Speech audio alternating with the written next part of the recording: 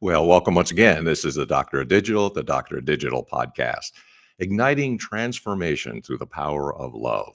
Purpose of the show is to transform your business and life with education and inspiration.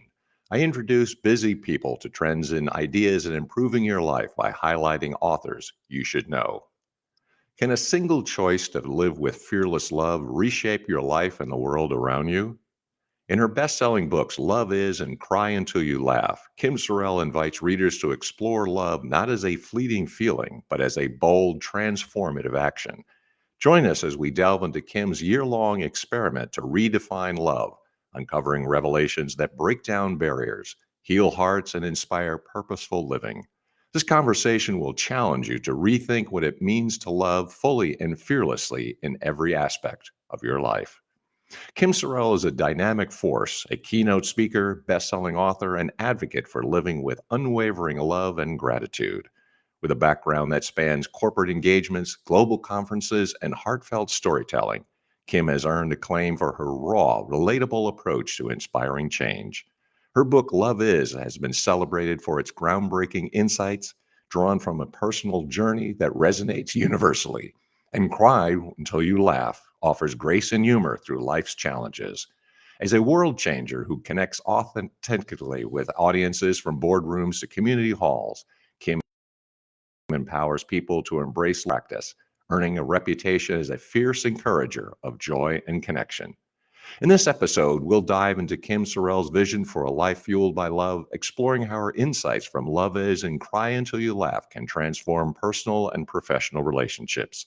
We'll discuss practical tools for embodying gratitude, grace, and fearless love, whether you're leading a team, navigating personal growth, or seeking deeper meaning. Kim's expertise will guide us through real world strategies to make love an actionable force, inspiring listeners to live with purpose. By the end of this episode, you'll be equipped to better influence your life with love that transforms. And I urge you to connect with Kim Sorrelle to take the next step. Pick up Love Is or Cry Until You Laugh to discover the powerful blueprint for limitlessly. Reach out to Kim for speaking engagements or to share ideas at her website. Start your journey to a life of connection and today. With that, I want to welcome Kim to the program. Much for taking some time out. How are you doing today? I am doing great, doctor. And I'm so pleased to be here. So thank you so much for having me. You bet. So I'm fascinated to dive into your story because it's such an intriguing background. And so please tell us, how did you get into this journey of love? Well, it's interesting. It's going to sound odd to begin with, but hopefully I'll connect the dots for you. I was diagnosed with breast cancer a few years ago. And holy cow, that's a smack across the face, right? Like, Sure. uh, but then my husband started having stomach issues. And so 4 months into my diagnosis, my husband was diagnosed with pancreatic cancer Oh my. and he passed away 6 weeks after that. And man, I'll tell you, did that rock my world? I mean, we were going to be that couple sitting on a porch and rockers sipping lemonade or whatever people Mhm. do in their 90s on a porch and rockers, right? And never did I expect at 47 years old to be alone. I We never even talked about it. Like it was never anything that crossed my mind Mhm. that at that age I would lose the love of my life. And so it made me question some things, made me question how I was going to survive, what I was going to live as a single person, single adult that I'd never been really. And Mhm. but it made me question a lot of things. And my husband was a wonderful guy, and I wanted to know that I was living a life that was honoring him. And sometimes people can crawl into a hole and never come out of it. And I didn't want to do that with my grief. I didn't want to crawl into a hole and not come out. I wanted to be happy, be the person that I am, be joyful, be grateful, Mm. and through that, honor my husband. And so I thought, well, how can I do this? Like, how do I know that I'm living the right way? And I thought, well, you know, love. If I love, really love, then if I ask myself, what would love do? And I answer a question that way, then I should be living right. Mm. So then I thought, well, shoot, well, then what is love? And I'll tell you, I think if you put 14 people in a room and said, "What is love?" you'd get 14 different answers. And I looked and looked for somebody who'd written a book or did some sort of deep dive, and I couldn't find it. So I decided that I would dedicate a year. I have to say that Mm. a year, because for me, I have a hard time committing to an entree when I go out for dinner. So dedicating a year to something was a real stretch for me, but dedicating a year to figuring out the true meaning of love. And I was in Haiti most of the time when I was working on it, which added a whole nother layer of something. And the things that I found out about love rocked my world and changed my life and turned everything upside down for me. And through my book is now and speaking is now changing other lives. Now, this is what I find fascinating, that it's almost counterintuitive because you experience clearly some of the worst tragedies in life, illness and death, and yet rather than having anger and frustration and wondering why, because that's a common question, you went just the opposite. So, how did you do that? Like, why love as opposed to anger and frustration and disappointment? You know, my husband, the great man that he uh, was a pessimist, and I'm an optimist. And but he would say that he was a realist and that I live in la la land. And I Hmm. got to tell you, I like it in la la land. Like I'd so much rather be happy than sad. I'd so much rather think about love than think about anger. Hmm. And anger hurts people. You know, physically, it can do damage to your body. Like anger doesn't get you places normally, but love does. Love opens doors, and love creates connections. And I'd rather be the connection creator and the person who loves people than the person who's bitter and angry. Can you break down the books a little bit too, in terms of content and why more than one, and how did that come about? Yeah, well, my first book, Cry Until You Laugh, I actually started writing when I was diagnosed with cancer.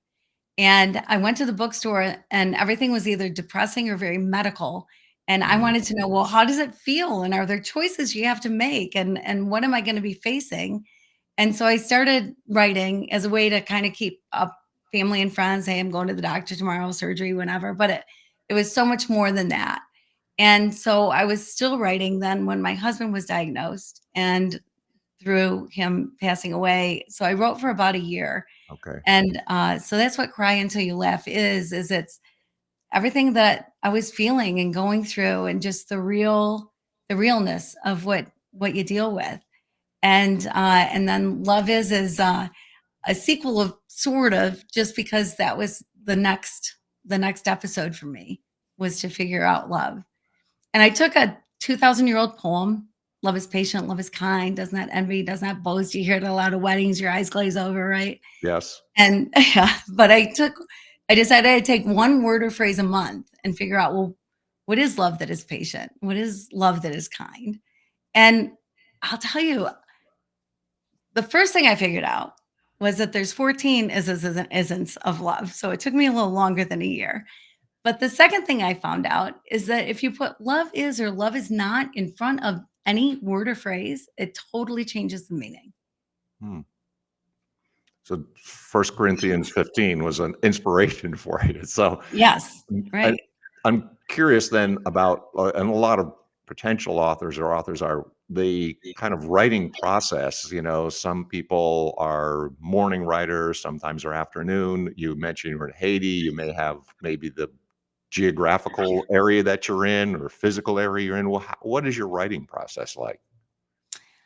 I wish that I could tell you that I have this great schedule and I'm so disciplined and every morning I get up at 6 a.m. and write, but that's not at all true. Uh, I love to write, but I love to write when I'm feeling inspired.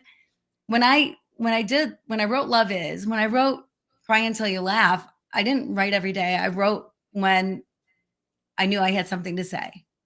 And when I wrote Love Is, I would write it at the end of every month after I experienced an entire month because I might be a slow learner, I'm not sure, but it took an entire month to figure out each one of those things. The love is patient, love is kind. And it every year, every month without fail, it's like I had to get hit over the head with something ridiculous to go, oh, now I get it. Now I finally get it. And then I would write about it. So that I guess was my process. And you said you write when you're inspired. So what inspires you? Like, can you encourage inspiration? Can you encourage creativity? I guess is a question. Yeah. Well, if you want to be a writer, in your audience, you've got lots of people who want to write a book or in the middle of writing a book. Hmm. And if you find it arduous, like if it's not fun for you, which it's not for a lot of writers. I mean, it's not like you're not a writer because you're going, "Oh my gosh, it's the drag of it," because it can be, because books are long. Yep. It's one thing to write an email, it's another thing to write a book. And so it takes a lot more time, and it does take some focus and, some figuring it out. But I think what I look for is I'm a storyteller. So if I have a story that goes with something, that that's so easy to write, right? Like I was chased by a motorcycle gang. I slept outside with tarantulas and snakes and chupacabras or whatever's lurking in the bushes of Haiti. Like I had stories every month of things that I would go through Mm. just to get to the answer I was looking for. And I love to write a story. So uh, I think when for me, and maybe for other people, when you really enjoy your topic, you really know your topic, and you're excited about your topic, Hmm. that's the inspiration is easy, because that's what it is, and you already love what you're going to write about. So putting it on paper uh, shouldn't be difficult. Shouldn't be so difficult. Sure. And then a lot of writers, potential authors are curious, and I'm curious about your background in terms of the publishing aspect, because now with so many options, there's self-publishing, hybrid, traditional publishers. Could you walk us through that sort of process, and why did you do the things that you did with the books you have written? Sure. Yeah. So my first book, Cry Until You Laugh, documenting basically my year-long journey with cancer and losing my husband. I never intended that to be a book. I I wrote, and I would send things out by email, because this is several years ago, the 2008. So it's a while ago, and Facebook wasn't what Facebook is now, I guess. And so I would send them out by email. And before I knew it, 5,000 people were reading what I was sending, and that number just kept growing.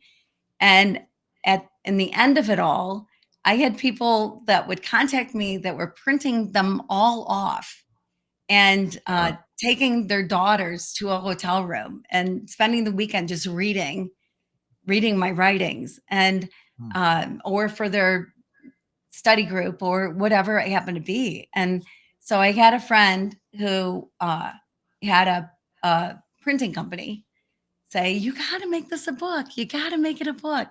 And so I self-published my first book. So Cry Until You Laugh, I self-published, and then it was picked up by a publisher. It was picked up by Morgan James a couple years after it was published. My second book, Love Is, I had the opportunity at a writers conference to hand a book proposal to hmm. a couple of publishing houses, and one of them called and said, "We want to do this." And so that was traditionally published. Love is traditionally published. And then that's kind of interesting because you kind of built in. I'm always interested in audiences too, what the marketing aspect of it is. And now with the first book, what you're really saying is you actually had a waiting audience, which is really advantageous. And that's also what publishers are looking for. They want you to come to them with an audience ready for you. Right. Yeah, absolutely. That's one of the questions, how big is your platform? How many Yes. people do you know? Because there's a lot of books out there. I mean, I think it's a valid question. There's a lot of books out there. There's a lot of people that want to write a book. Everybody's got a story. Sure. Everybody has a story. Whether you put it on paper or not, you've got a story. And quite often you think, well, everybody else wants to read my story too. Like, it's my story, but I think it's so great that everybody should read my story. Yeah. And so you want to get it out there. But quite often, not everybody wants to read your story. But the people that know you, love you, want to read your story. The people that you've connected with through life want to read your story. And then those people will tell other people about your story.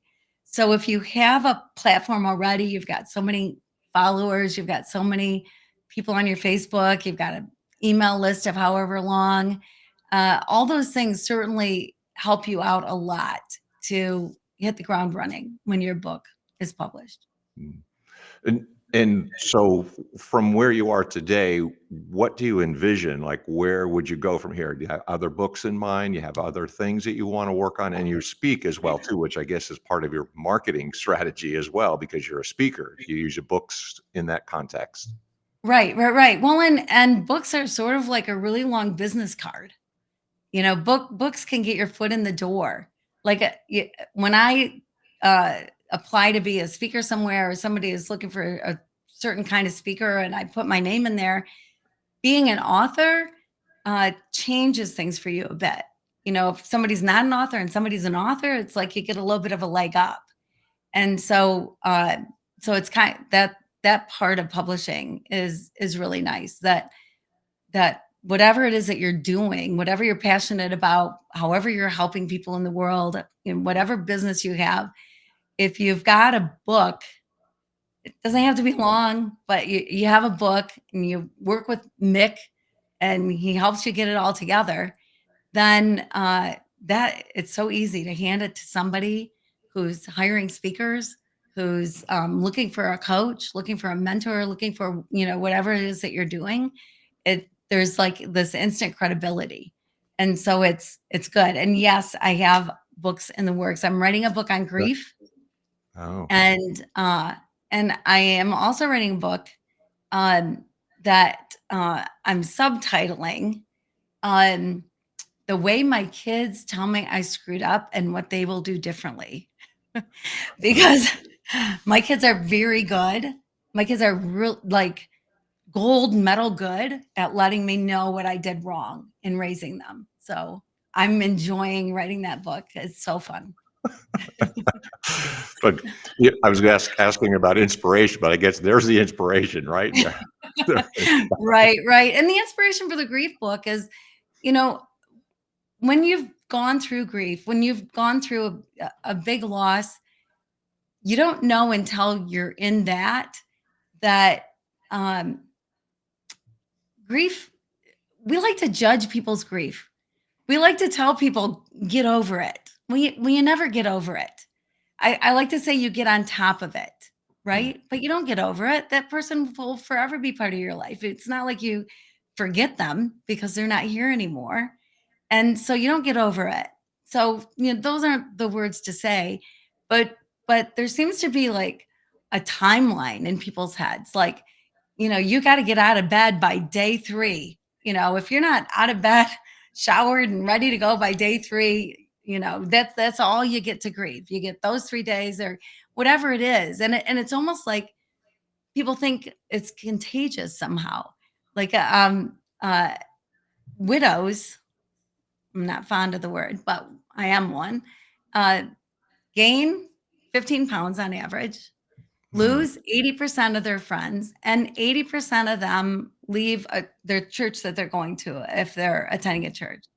That's not real great, happy statistics, whatever.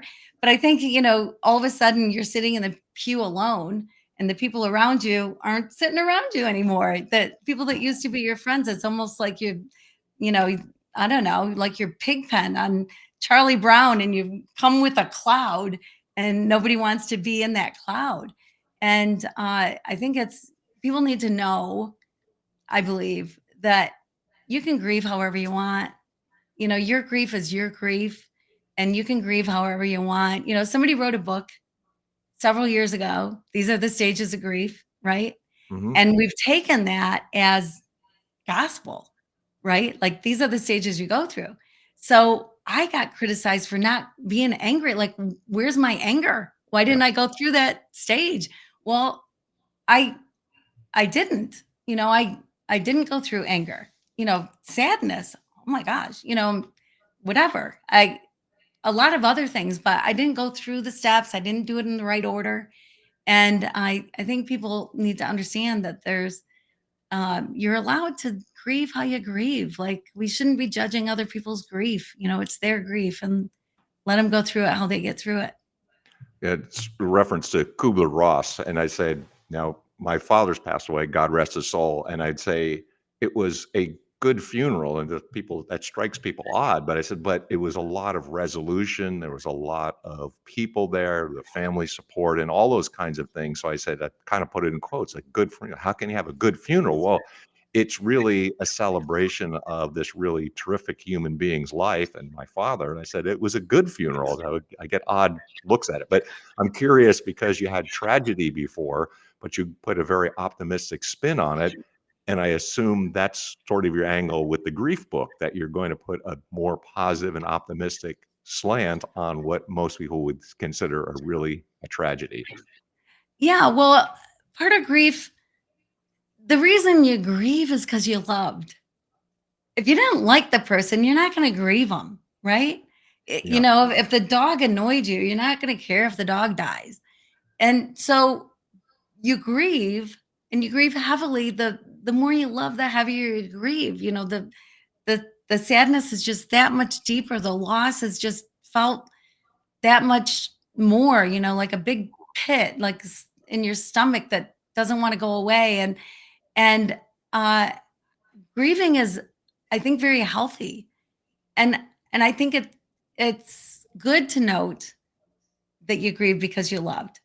Because if you don't love in life, what do you have? I mean, the world is all about people and relationships. We're kind of getting away from that a little too much with all the screens and all the things and everything distracting us from relationship. But Mhm. that's the most important thing in life, are people. And the people that you love are the most important people to you.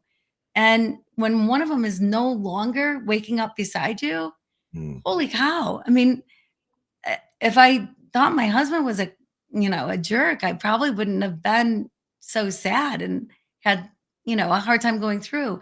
So it's good to grieve. Like, in other countries, people grieve heavily. Like in Haiti, I spent a lot of time in Haiti.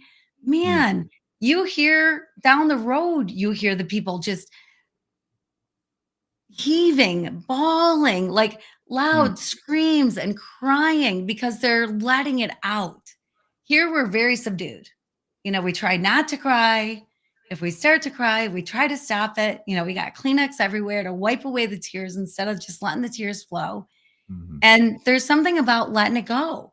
Like, they grieve heavily, and but they're releasing something that in our country we kind of say, don't release it, because you're going to make people uncomfortable, so don't grieve that way.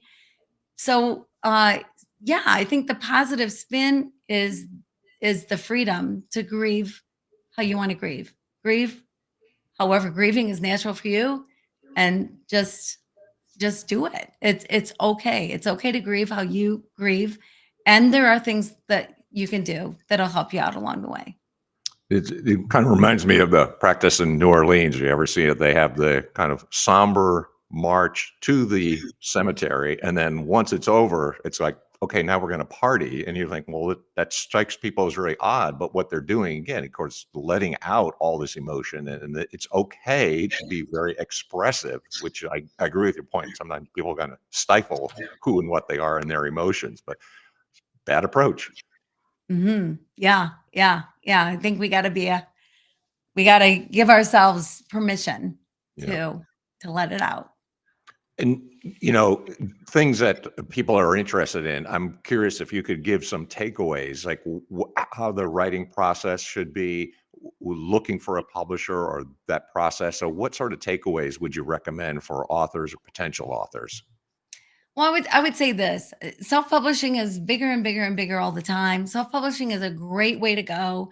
Uh, the difference between self-publishing and getting a publisher is you're paying for the book cover, you're paying for the editing, you're paying for everything that goes into the book. Whereas a publisher then is paying for the book cover and paying for the editing and all of the stuff that goes into the book and doing some publicity. But the reality is, with either case, you're the one selling your book. Selling your book is up to you. Whether you're self-published or you're with a publisher, you're the one that really needs to get the word out there. And so, unless your name is Michelle Obama or Hillary Clinton, whoever, those books are going to sell because of the name that's on them. But Sure. I'm Kim Sorrelle, who knows Kim Sorrelle? I mean, hopefully some people, but not everybody. And so you have to promote. I think that's one thing that people don't necessarily realize is the real work begins after the book is out. Hmm. Right. So yeah, so I would say self-publishing, getting a publisher, I think it's a personal choice. Getting a publisher is not easy. It was very simple for me. I That's not the normal story to hand out two book proposals and one of them say, we want to publish your book. That's not normal. Chicken Soup for the Soul, it was like 130 book proposals or something. They approached that many publishers before somebody finally said yes. That's more normal. And so getting published can be an arduous thing. That can be a difficult thing to do. You have to have a great book proposal. You have to have a platform like you were talking about earlier. There's certain things that a publisher is going to look for. Not every publisher publishes every kind of book. They might look for different things in different seasons. Some publishers are very predictable, some are very unpredictable, and who to approach, and do you need an agent? And there's a lot more to it. Self-publishing, if you've got somebody in your corner that can help you through the process, I believe is a great way to go. I Either are good, but you got to be pretty thick-skinned to go to try to get a publishing house to publish your book, because typically people get a whole lot of no's, and you're like, my book is the greatest. Why would they say no? I can't believe, what are they missing? Like they're messing up by saying no. But uh, authors get way more no's than yeses when it comes to publishing a book. Well, I appreciate your insights and, of course, the book. So I'm really curious now because people have heard you, they know your background, your expertise, and what your plans are. How do they reach out to you? Where the book's available? Can you tell us about those kinds of things so people can reach out? Yeah, absolutely. So I am the only Kim Sorrelle spelled my way in the entire world because there are way too many letters. There's two R's, two E's, two L's. I don't know why. Sorrelle. KimSorrelle.com is my website. On my website, I have a free 14-day love challenge Mm. that is fun to do, easy to do, but also pretty enlightening. So you can go on there and download that. There's links to my books. I'm on Amazon. I'm in on some brick and mortar stores as well. I'm in lots of different countries, so it just kind of depends on where you're traveling at the moment, I guess. But the booksellers online are easy ways to get the books. And yeah, and I want to say they're probably not what you expect. Like love sounds like this heavy, heavy subject, but I tell the real stories of the tarantulas and so it's I tell how I discovered what I discovered, and even Cry Until You Laugh, like that sounds like, man, that would be a really sad book. Well, it's there's a lot of humor in the book as well, because there has to be, otherwise I would still be in bed under the covers and with a pillow on my head or something. So Yeah, it's very yeah. engaging though. Very interesting. It's like you got all the stories and you got this great storytelling ability. So I appreciate you taking the time, sharing your expertise, and of course your background. So hopefully things are sounds better, and hopefully things are better for you in the future and continue to love. Thank you so much. Thank you for having me. Everybody who's listening, if this show is not top of your list on your podcast list, it needs to be, because you do such a great job, Mick, and the show is so good. And the opportunity that you give authors, and you have great authors. Like I get all their books, like everything I listen to. So thank you for doing what you do.